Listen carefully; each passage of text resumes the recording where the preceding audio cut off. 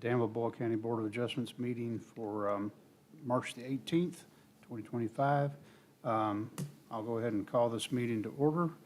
And first order of business on our agenda would be approving the minutes from the February 18th, 2025 meeting. Second by Mike. Any discussion on the minutes? All in favor? Any opposition? None?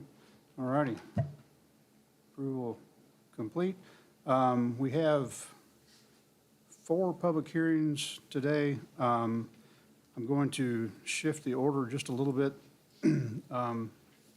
Item C on the agenda, we're going to move that to first and turn that over to Michaela. Steve, I gave you that updated agenda. I don't have it in front of me, if you want to read it. All righty. It is Kelly and Ann Griffith have applied for a conditional use permit to operate a short-term rental at 747 Claunch Road, Parable. The property is zoned agricultural. Yep. So this application, I'm asking you all to table to the next meeting. I'm required to send notices to Mercer County. It's a joint. It's half in Mercer, half in Boyle County. And so we sent all the proper notices to adjoiners and put the signs out and newspaper ad, but I did not send notice to Mercer County. So I'm asking that we postpone it so I can send proper notice. Well, actually, Lisa will send proper notice, and then you all can hear it at the April meeting. Entertain a motion to table that. I'll make it a motion to table that. All righty. Lonnie, thank you, sir. Anybody second that? Jim? Any further discussion on this table?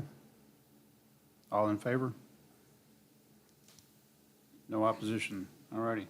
We will resume the previous order. And item A on our public hearings is Jonathan Crowley. He has applied for a conditional use permit to produce woodworking and craft items for off-site sale at 176 West Jefferson Avenue. The property is zone RM2, which is 2-family residential, and we will let Michaela give us a staff report. All right. And just for the record, Lonnie McGuire has recused himself from this application. Yep, so this property is located at 176 West Jefferson Avenue in Danville. So you can see West Jefferson is here, and it's, sorry, this property here. They are applying to do woodworking craft items on the site. The property is zoned RM2, 2-family residential, which does allow for home occupation such as this as a conditional use permit. Oh, sorry. This is just a view of the house from the exterior. And then this is the pertinent ordinance for home occupation. So I highlighted there, I won't read through all of them, but these are the various home occupations that you can do as a conditional use permit in the RM2 and some other zoning districts. So the one that we're looking at here is number 8, limited hobby making such as art studio, photography studio, woodworking, and craft making. And then these are the specific use standards that are required with a home occupation. I'll just kind of quickly run through them. So they need to be operated by and employed only persons residing on the premises. The use of the dwelling unit for the home occupation shall be clearly incidental and subordinate to its use for residential purposes. No more than one conditional use shall be granted per premises. There shall be no change in the outside appearance of the dwelling, other visible evidence of the conduct of such home occupation. There may be limited sales on the premises in connection with such home occupation. No traffic shall be generated. No equipment or process shall be used in such home occupation which creates noise, vibration, glares, fumes, odors, or electrical interferences outside the dwelling. Additional parking or other items may be required as a condition, and a change of use zoning permit is required. Most of these I do feel that the applicant is meeting. I highlighted number 7 just because I have a little bit of concern about noise levels associated with woodworking on the site. So I figured we could just have the applicant speak to any concerns about noise. But all the rest of them, through conversations with the applicant, he's certified that he's going to be the only one working on it. All sales are going to take place at farmers markets or by mail. So he would go and bring the item to the mail himself rather than having public on site. These are proposed conditions by staff, just no customers on site, and all woodworking operations will occur indoors. And then, just for your reference, these are findings required for a CUP. It shall not be detrimental to the public health, safety, or welfare. The use will not contribute toward an overburdening of municipal services. The use will not result in increased traffic congestion, additional parking problems, substantial increase in population density, environmental problems, or constitute a nuisance, and that the use otherwise meets the requirements of this ordinance. Is there any questions for me on this one? Okay. Would the applicant care to get up and say a few words? To address the question about the noise, all the stuff in the picture, the aerial view, you see a shop in the back, a little like 12 by 25 building. It's kind of hard to see. That's where all the table saw and the miter saw and the small CNC is. Typically, when the doors are closed, you can't hear it. I did have my neighbor Tommy, which is with the red truck there. They wrote a letter, but I didn't bring it. That they've never heard it, and I don't typically do assembly outside just because, well, if you do assembly and staining and stuff outside, you ruin your stain. So as far as that, there's been no noise that I know of, or that the neighbors have complained to me about when I've done the hobby stuff. Any questions? Anybody here, I guess we're good. Yeah, anybody here like to speak in favor of this conditional use permit? Would be able to do so now? Anybody in opposition to this would also have that opportunity to speak now? Hearing none of either, we will close the public hearing portion of this and deliberate amongst ourselves and see what we can come up with here. Gentlemen? Well, I think my concern was noise. I've had woodworking going on across the street from me in California before, and had to have the zoning folks enforce the zoning ordinance.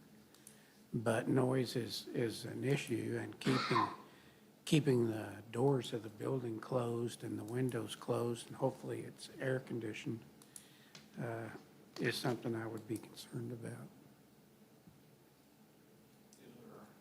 Do we need to set a time or something for the city head? The current noise ordinance would have a cap on any limitation. Yes. Was that 10 o'clock, 9 o'clock? I don't know. Off the top of my head, that would be enforced by the city, but they do have a noise ordinance in place as far as I'm aware. Right. Yeah.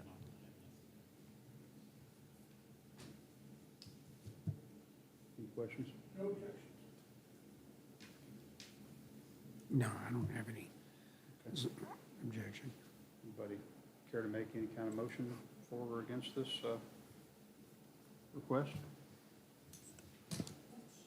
I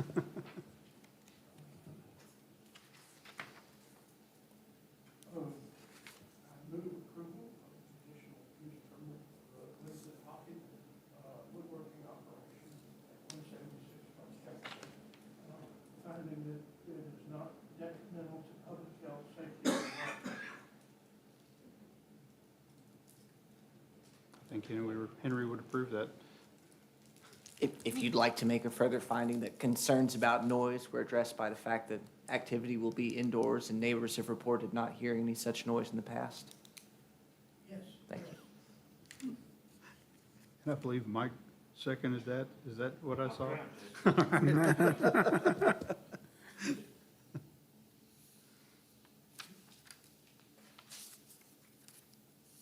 Any further discussion on that?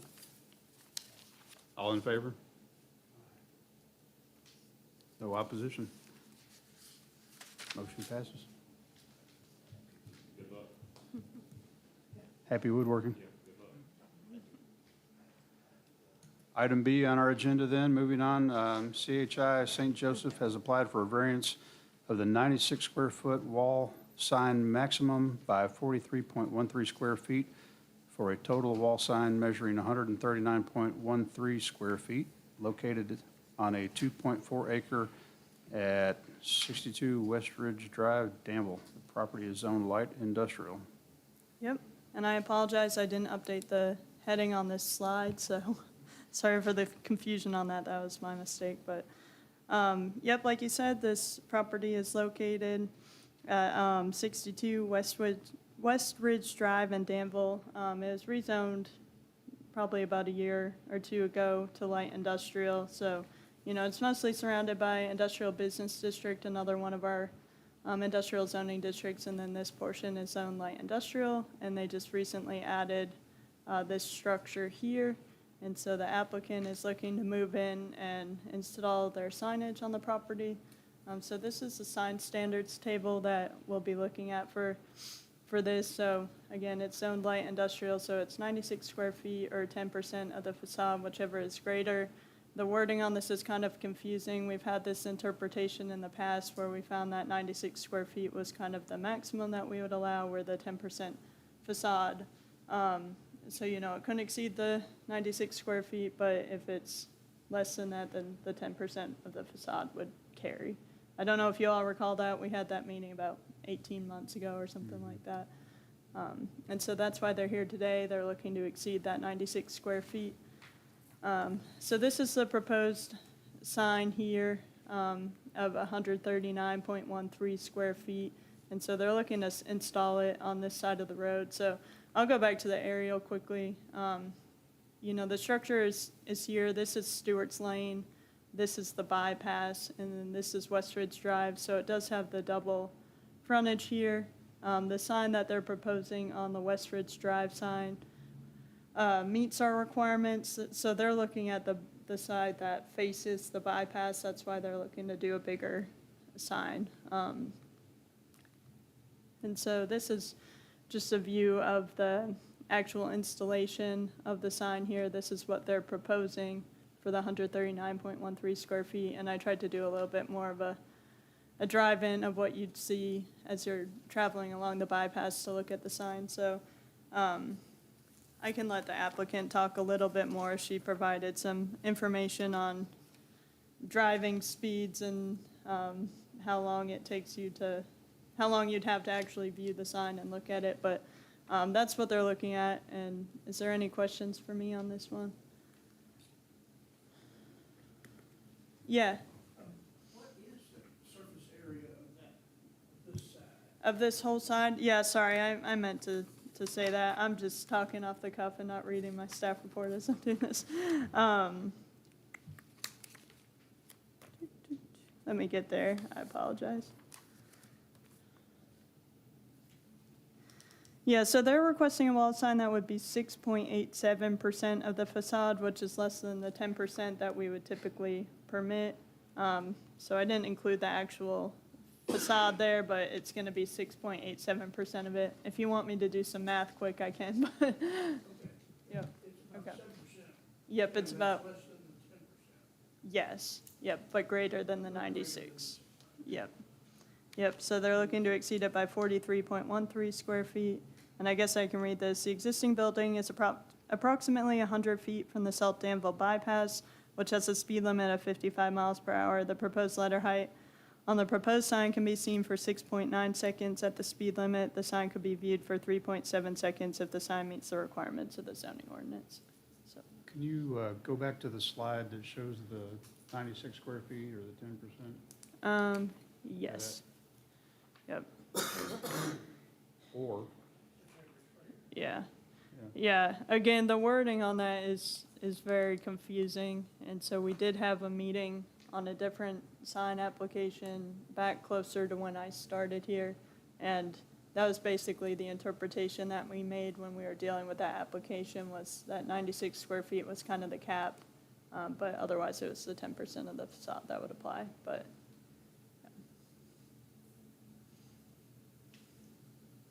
all right, any other questions for Michaela? Would the applicant care to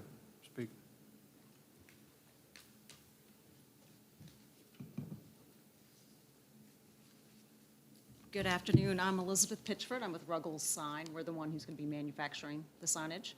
And as Michaela noted, the big key that we had is due to the distance of the building from the road, about 100 feet, we felt like we needed a little bit more impact and recognizability for anybody who's going to drive by. At the proposed size, at the 55 miles an hour, if anybody's going 55 miles an hour on the bypass, they have approximately 6.9 seconds to be able to view and read and recognize the sign. If we have to reduce it down to 96, then I'm reducing that amount of visibility to about 3.7 seconds, which is very quick. And if you need to make a turn onto the road to get back to West Ridge Drive, you're trying to make an identification prior to hitting that street. So it's more easily recognizable. And somebody asked about the total square footage of the building, it's 2,016 square feet is the size of that elevation. So as we said, it's like 6.87% of that building is the request that we're making for total.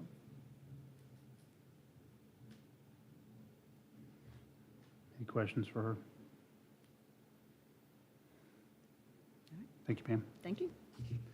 Anybody here to speak in support or opposition of this variance? Hearing none, we will again close that portion of the public hearing and do some deliberation here. Anybody care to make a motion either way on this?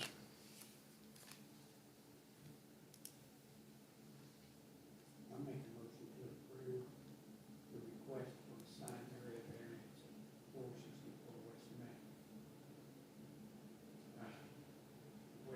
Sorry, I've got the wrong address in the staff report, 62 West Ridge Drive. All right, thank you. Yep.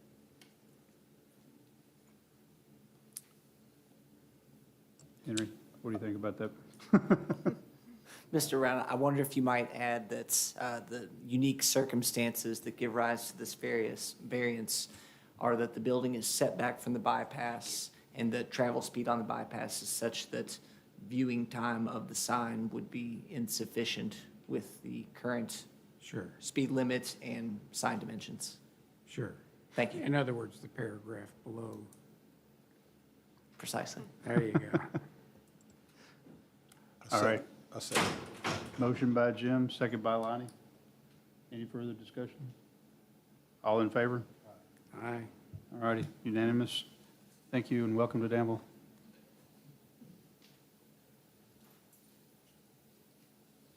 Last item on our public hearing is Jeffrey and Laura Alford have applied for an administrative appeal on the application for a side yard setback variance at 496 Grant Street, as heard before us on January 21st, 2025. Mr. Chair, before you get into this, with your permission, I'm going to take my leave because of conflicts. You'll be in the capable hands of Mr. Johnny Gifford. Thank you, sir. We will let you know when we are done.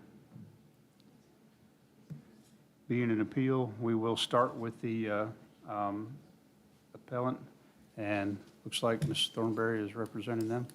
Yes, sir, that is correct. You have the floor, ma'am. Good evening. Excuse me while I shuffle through things here.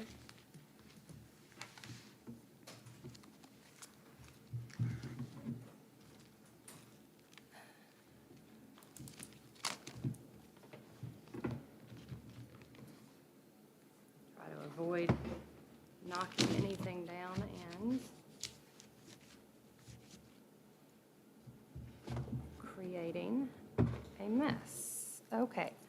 Well, I am Melanie Thornberry. I am an attorney here in Danville, and I'm here on behalf of the appellants, Jeffrey Alford and his wife, Laura Alford, who are adjacent property owners to the property which you all previously heard a variance request on. And the reason that we filed an administrative appeal is because it is our position that an administrative error was made by the planning and zoning director and official in the acceptance of what we deem an incomplete application under our zoning ordinances for a variance, as well as the scheduling of the hearing based upon the date on which it was filed. Because the administrative error is one that resulted in a hearing that is our position should not have occurred on the date that it did, we have filed first the administrative appeal to ask this body to order the original variance applicant to complete the application as is required under the ordinances, and then for it to be filed at that point with the office, the Planning and Zoning Board of Adjustment office, and then scheduled for the corresponding hearing date based upon the filing deadline. And there are a number of things that I want to point out, and I will be the first to say that sometimes I get too long-winded, so I'm going to try very hard to be succinct and to the point for you all. We lawyers aren't exactly known for that. But first and foremost, and I say all this with the utmost respect for Miss Jerry, I want to make that clear. She and I have worked on a number of matters together, and I think a lot of her, and we all have to let things professionally roll off our back and not take them personally. So, when this application was filed, it was filed on January the 3rd of 2025. If you all will look with me at the schedule adopted by your board at its December 2024 meeting for its upcoming year of 2025, you will see that in order to be heard at the January 21st of 2025 Board of Adjustment meeting, the deadline to file was December the 31st of 2024. And I have for you all here a copy of your meeting schedule that I would like to give to you all to review. Thank you. And I have marked it as Exhibit 1. If you all will note there at the very bottom of your meeting schedule, it clearly says that applications are due by 5 p.m. as outlined above for the corresponding meeting date. Therefore, an application that was filed, on January the 3rd should have been scheduled for the meeting date of February the 18th of 2025.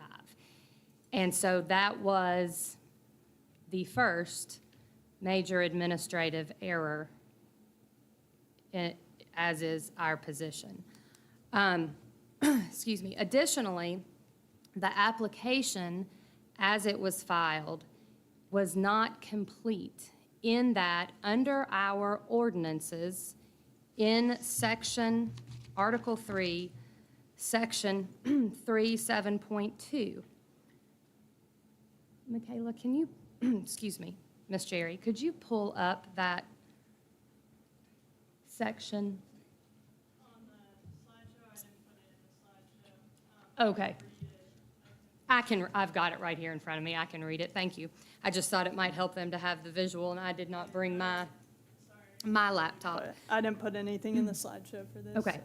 So when a person files an application for a variance, the first thing that has to be understood is how our ordinances define the word shall and how that word is to be used in the context of our ordinances. And that is found in Article 2, definitions of our ordinances. It says that the word shall is mandatory, not permissive or directory. So anywhere that we see the word shall in our ordinances, it is mandatory. It is not discretionary on behalf of the zoning officials. So when an application for a variance is filed, all variance applications shall be accompanied by an accurate boundary survey of the property in question. The survey shall be prepared by a surveyor licensed in the state of Kentucky and contain the following information. That is where there are listed 17 items, which I will not read all of them to you. Instead, I will tell you which ones I reference in my administrative appeal as missing. First, the owner and the applicant name does not appear on the survey that was filed with the application. It appears to be perhaps a prior owner of the property, but it is not the applicant for the variance, nor is it the owner of the property. It does not have the house number or the intersecting street on each side. It does not contain the correct names of adjacent property owners. Again, the survey that was attached to the application is titled a retracement survey dated February of 2023. It was not a survey that was prepared for the owner of the property, the applicant of the property, and because of the propensity for properties to change hands, more than one of the adjacent property owners, each of whom is entitled to notice, is not accurately labeled on this survey. There is no surveyor's stamp. That is required on the survey filed with the application. What you will see on the survey is that AGE Engineering, very good engineering firm out of Stanford, had prepared this retracement survey, and instead of the surveyor engineer placing his stamp on it, it has in digital lettering that this is a preliminary plat. It is not to be recorded, and it is not signed by a surveyor.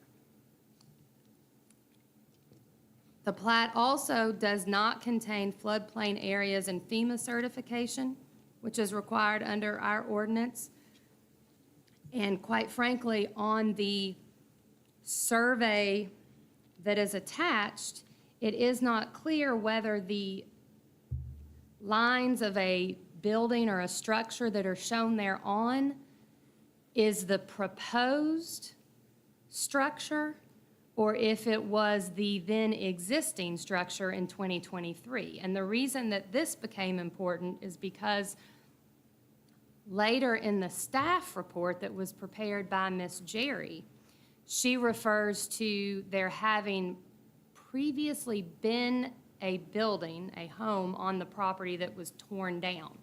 I do not know when it was torn down.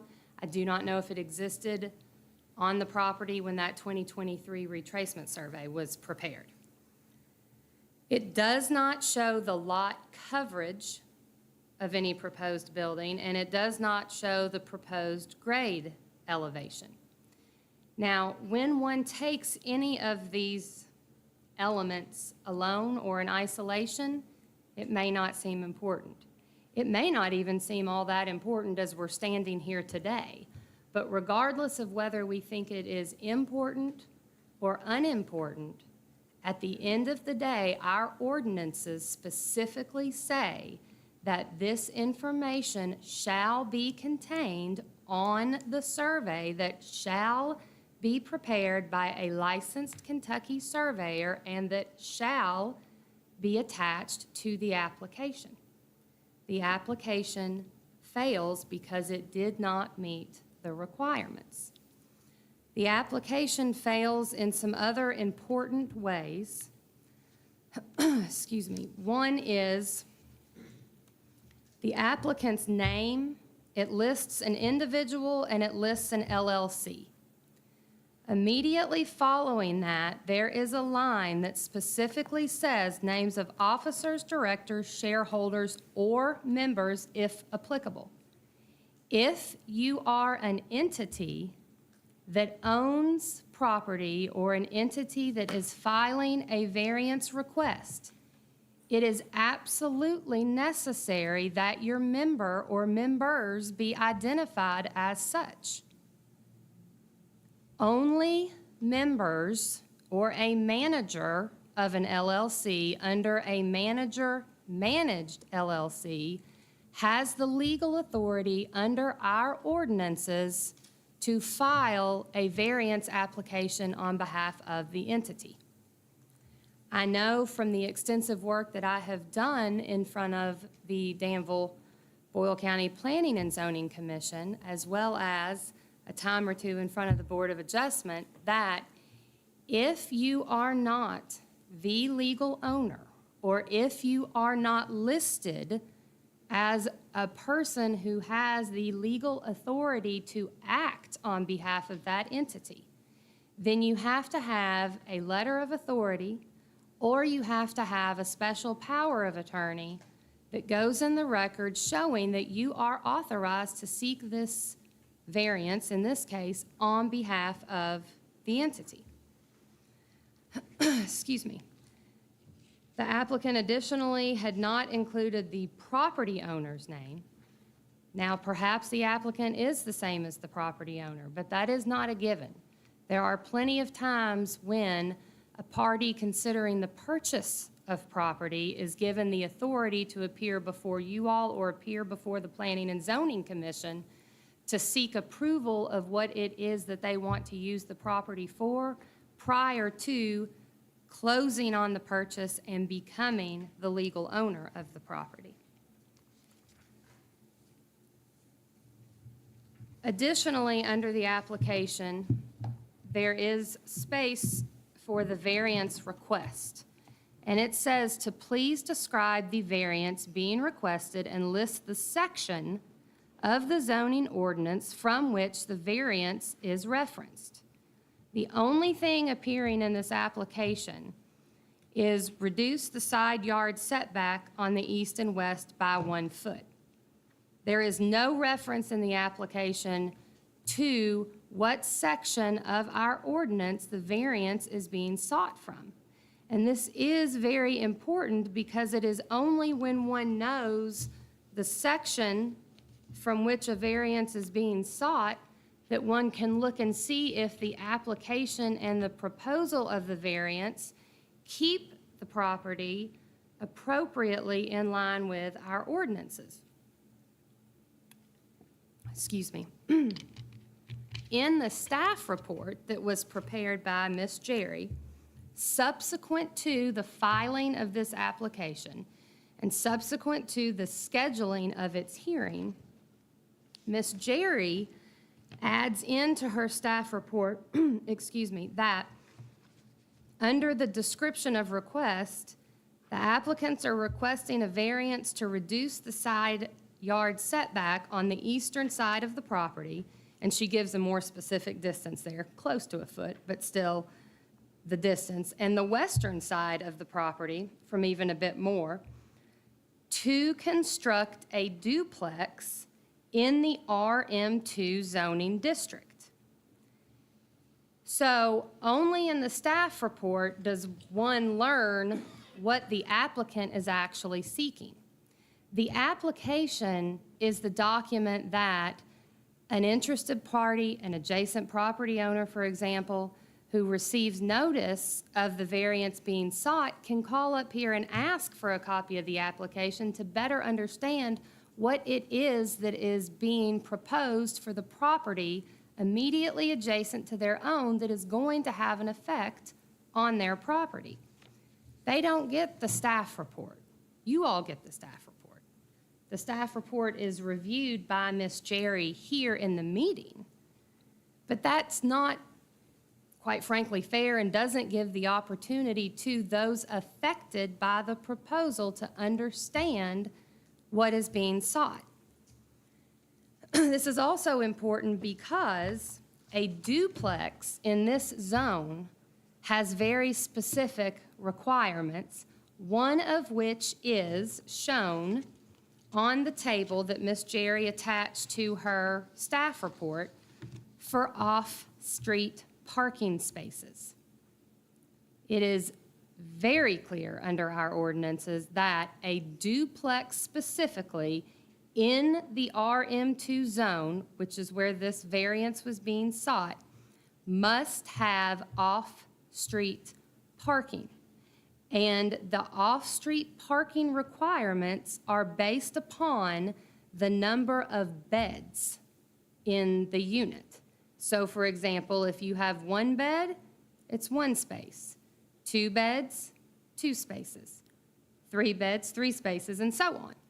So if a person is seeking to locate a duplex, 2 units, we don't know if it's a 1-bedroom, a 2-bedroom, or more. But the survey that was attached to the application does not show any off-street parking, none. And it is required.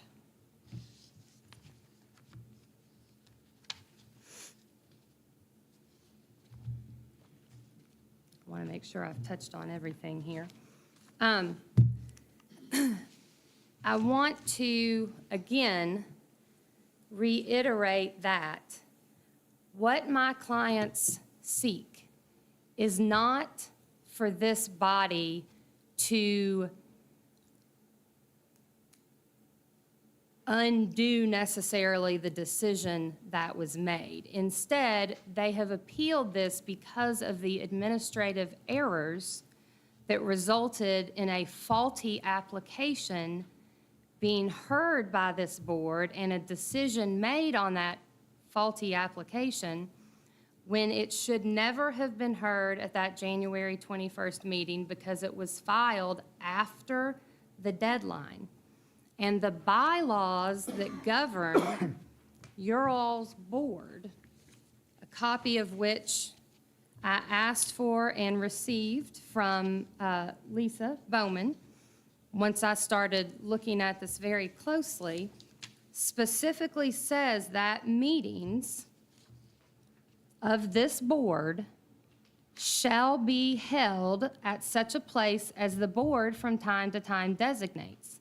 The dates, times, and locations for such meetings shall be established by the board by the adoption of an annual calendar and a filing schedule. Your bylaws specify not only the adoption of the calendar of public meetings, it also is to include a filing schedule. That is why those dates are so important. Statutorily, this body is to have bylaws, which it does. Bylaws govern the transaction of the business in front of this body. You all correctly adopted and unanimously approved your 2025 calendar of meetings that had corresponding filing deadlines. That adopted calendar is what appears on the official website for this Board of Adjustment. It is what the public relies upon and needs to be able to rely upon. Mr. Gifford, in the response that he filed to my appeal, mentions that the board's filing deadline is not inflexible, and staff occasionally allows variance applications to be heard at the next meeting, provided that all required information is submitted before the 14-day notification deadline under the ordinance. With all due respect to Mr. Gifford, he is incorrect in that assertion for the very reasons that I just stated. The statutory authority in Kentucky for this board says that you shall have bylaws that shall govern the transaction of your business. Your bylaws are crystal clear that the calendar and its filing deadlines are to be adopted by this body, which you all did. If our officials, administrative officials, choose to be flexible on those deadlines, then they are doing so at the risk of this very type of thing occurring and an appeal such as this one being filed. I would venture to say that it probably does not happen often. This may be the first time that that has happened. But the deadlines and the calendar are there because that is what someone like me as an attorney, as well as what other persons in the public rely on, and we have to be able to rely on it. In the same way that our ordinances state unequivocally what is to be filed with a variance application, and those were not met. And within our ordinances, it does say that once an application is complete, it shall be filed and set for hearing. This was an incomplete application that was erroneously accepted and should never have been scheduled for the hearing that it was. What my clients would like to have happen is that this body, under this administrative appeal, enter a finding that administratively the zoning ordinances was not complied with, and as a result, if the applicant wants to move forward with the variance that it is seeking, or he is seeking, whomever it is, they need to file a complete application with a correct and complete survey, and then, and only then, should it be set for a corresponding hearing date, and then the notice that is required by our zoning ordinances will be sent, and any interested party would have the opportunity to come to your hearing on the substance of the variance request and make any statements that they wish to at that time. So, I hope I have articulated clearly for you why it is that we have filed an administrative appeal. And I do believe that, let me address this real quickly, do believe that we are entitled to do so because under the bylaws of your organization, this board has the jurisdiction to administer conditional use permits, variances, and administrative appeals. Additionally, under statute, KRS 100-261, it specifically states that appeals to the board may be taken by any person claiming to be injuriously affected or aggrieved by an official action, grant, decision, and some other descriptions by any zoning enforcement officer. The planning and zoning director who accepted the appeal as filed and set it for hearing is most certainly a zoning officer. And my clients are an adjacent property owner who may be negatively affected by the granting of the variance, but more importantly, are certainly negatively affected by the failure for the application to contain all the information it is required to contain and to be scheduled for a hearing as is provided on the published schedule.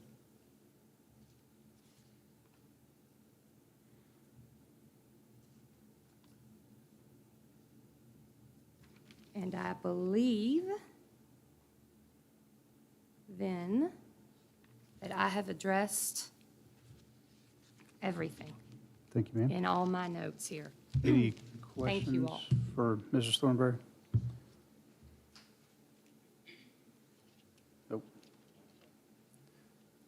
Thank you, ma'am.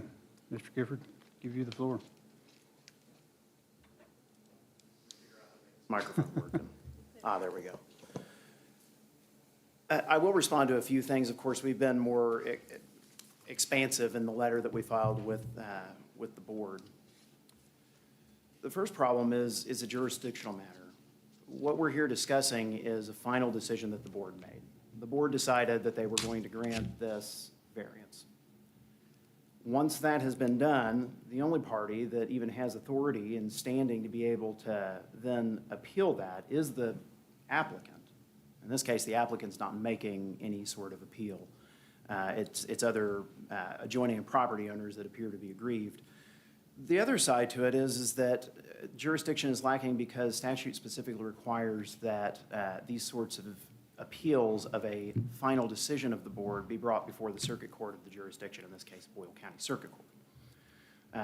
The reference for that would be KRS 100-347 subsection 1, which again provides that appeal rights of the board's final actions are vested, jurisdiction over those are vested in the circuit courts, not in the board itself. And it would make sense why. And generally, courts and other adjudicative bodies don't appeal their own decisions. That you can ask a body to perhaps revisit an issue or ultimately vacate if you're talking about a court, but there's no mechanism for that in front of this body. The jurisdiction lies with the circuit court. The time for filing that, as it happens, has expired, and there is no appeal right as of now. Insofar as the argument is that a planning or zoning officer, that was an action of an officer that's being appealed, the problem is now that that's been usurped by the fact that we have a final adjudication from this body over the variance in the first place. So the variance has happened. It's already happened. The party that was the applicant is not here appealing. The persons that are appealing don't have standing, constitutional standing under Kentucky law to be able to bring that. And there is no jurisdiction in this board for appeals over the board's own decisions. One of the things I will note is that there was a claim that that the board published both, was required by law to publish both its schedule and deadlines with relation to that schedule. I don't see that that's a requirement that the board has. You are required to release your schedule to the public. The deadlines are a different matter, and even if it was the case that the deadlines were a statutory requirement of some sort, there's nothing in any of the board's rules that seem to imply that the board doesn't have the ability to grant extensions on those deadlines.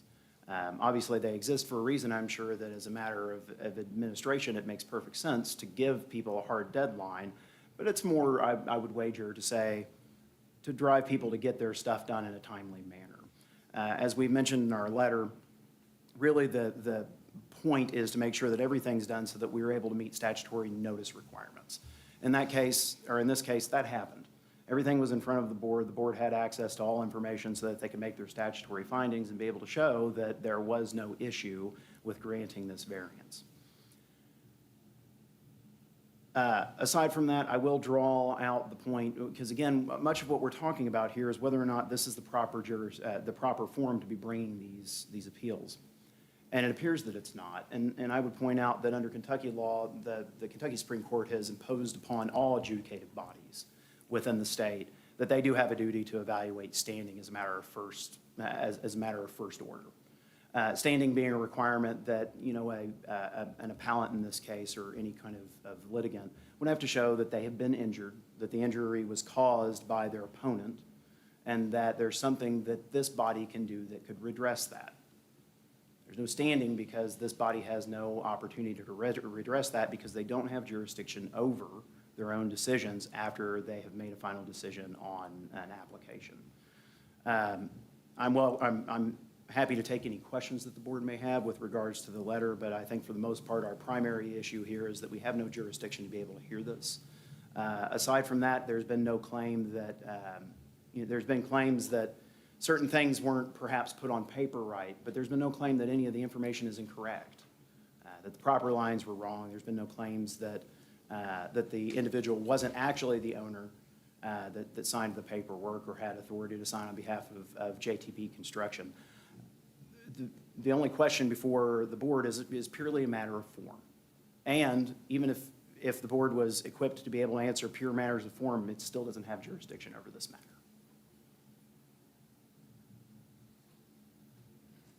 Any questions for Mr. Gifford? Mrs. Thornberry, I'll give you another opportunity to rebut his statements. Yes. As I stressed to you all initially, this is an administrative appeal. We are appealing the administration, the process. We are not appealing, I guess I would say, the substance of the variance. The process, as it is set forth in our zoning ordinances, must be followed.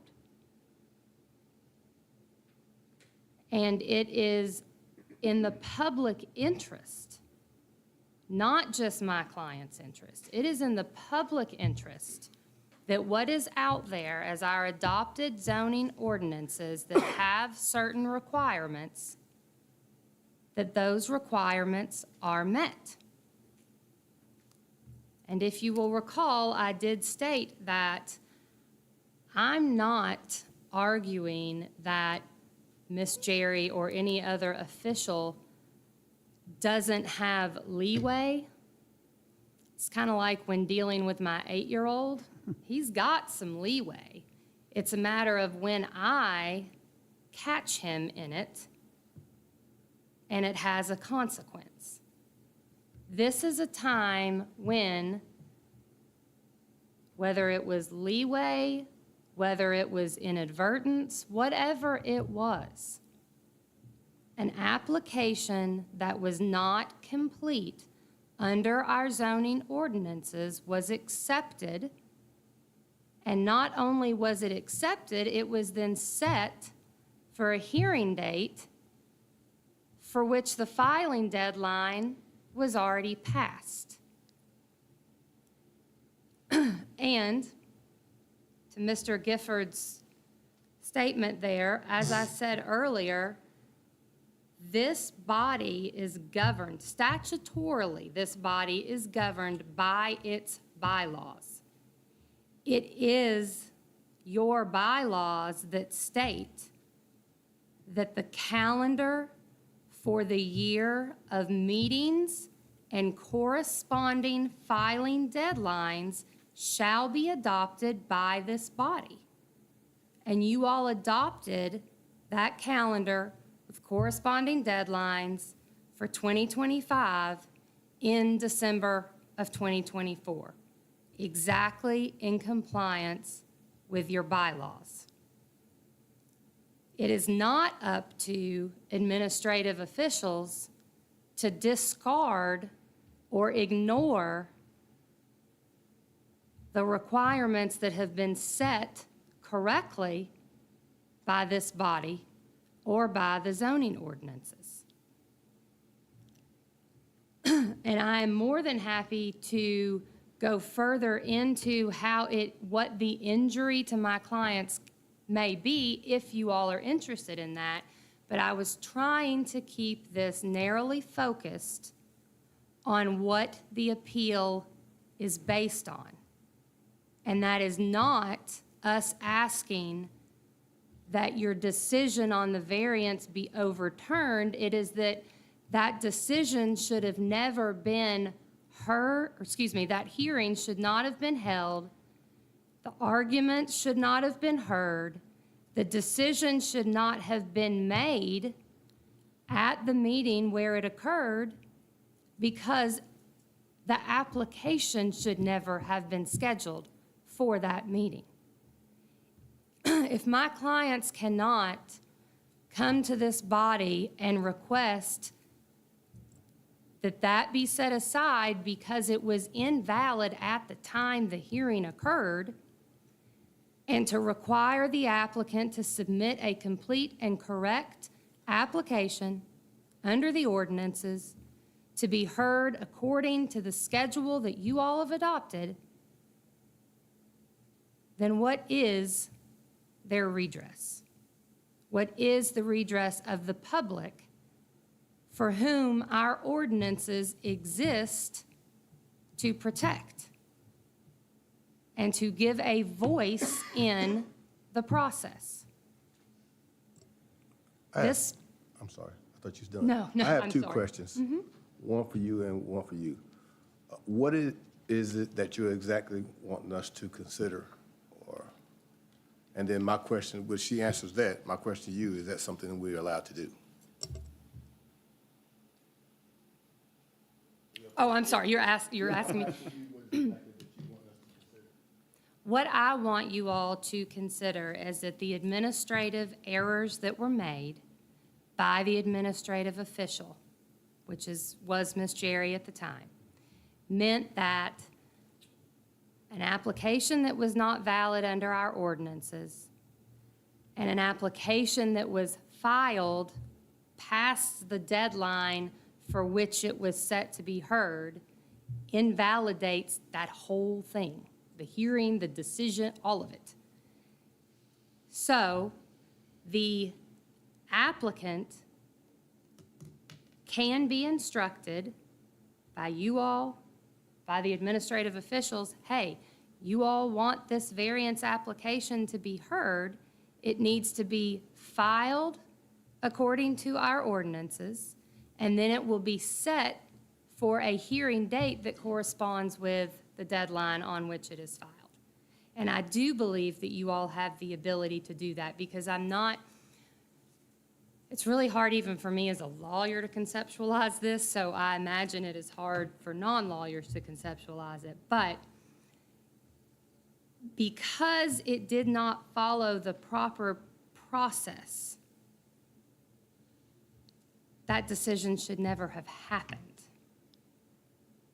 It would be invalid at the time it was made because it wasn't made under proper process.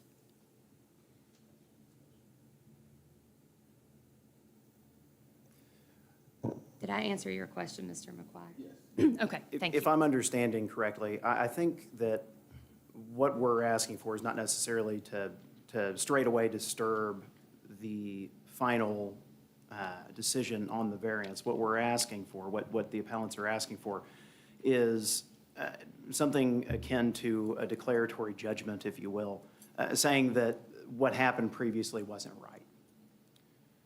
It's the board's prerogative to enforce its rules and to interpret those rules and do with those rules as it sees fit, adopt new rules if it's inclined to. So in that regard, going forward, you can certainly adopt any sorts of rules that are permissible by statute, and I don't see any issue with that. However,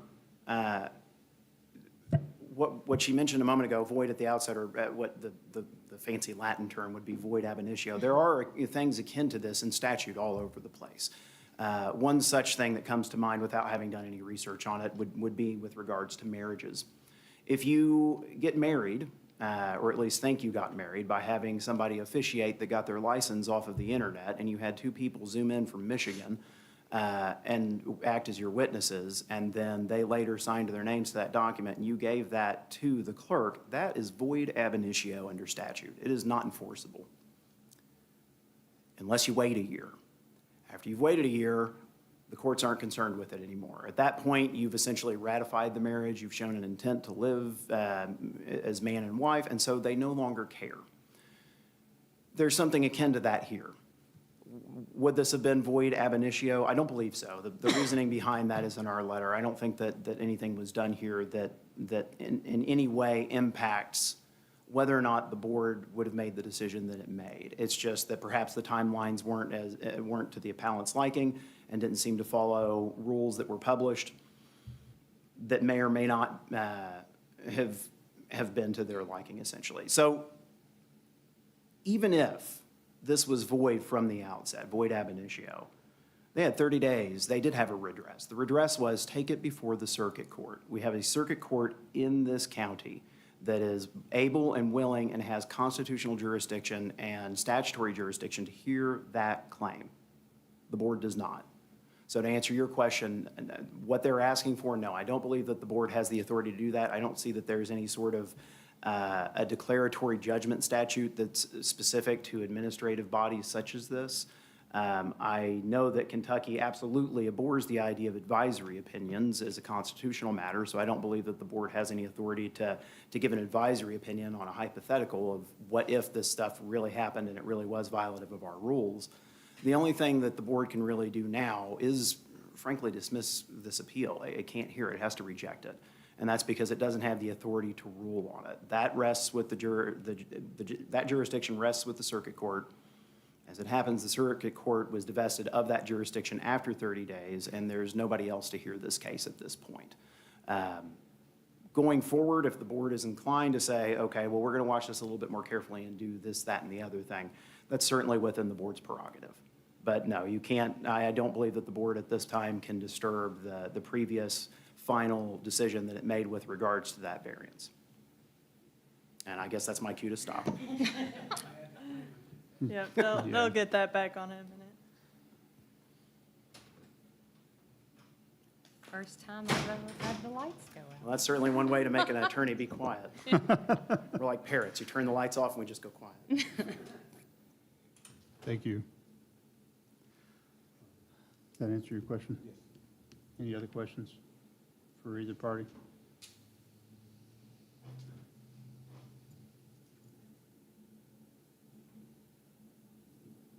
No? Are we required to open the floor for public comments? Yeah, people can comment on administrative appeals if anyone's here to speak on it. I'll take this opportunity then to open the floor to anybody to speak in support of the appeal.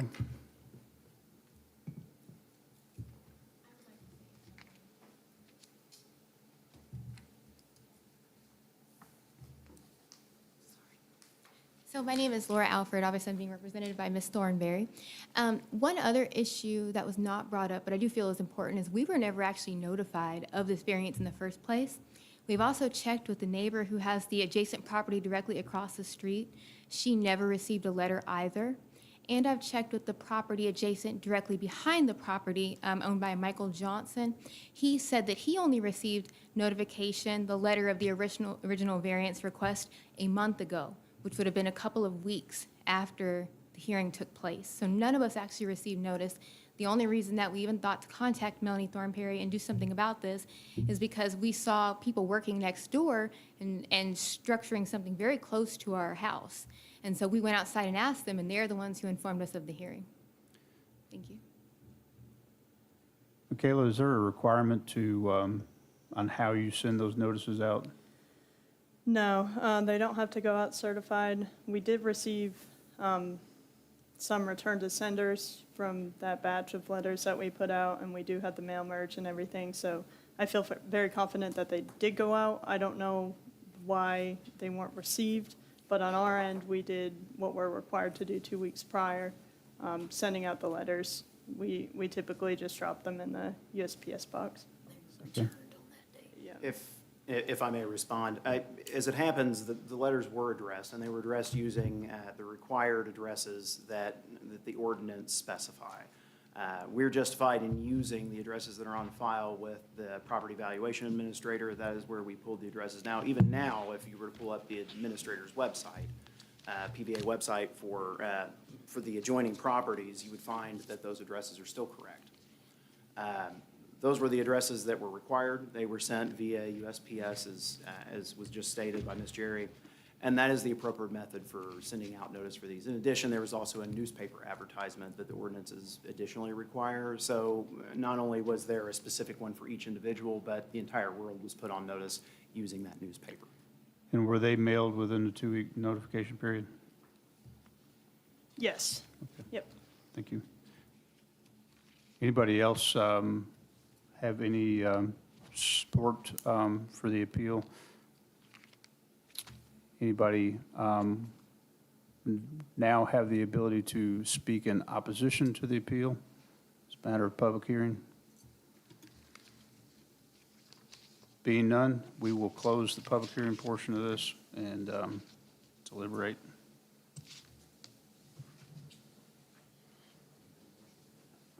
I'll make a comment or two. All righty. I agree with our attorney. Under administrative appeal section of the ordinance, 3.6.1, it clearly says that an administrative appeal may be taken by an applicant. Doesn't say anybody else. It says the original applicant, I think, is implied. The second thing that I will mention is that under 3.6.4, you have to make some pretty serious findings if you're going to grant an appeal. It has to be based on substantial evidence, and it had to be arbitrary and capricious, the decision that is.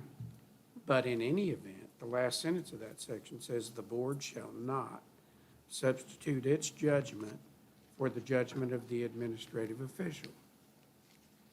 So I agree that I'm sorry, but I don't think the appellant has standing to appeal. And I don't think that we can substitute our judgment for the administrative official. And I would move to deny the appeal.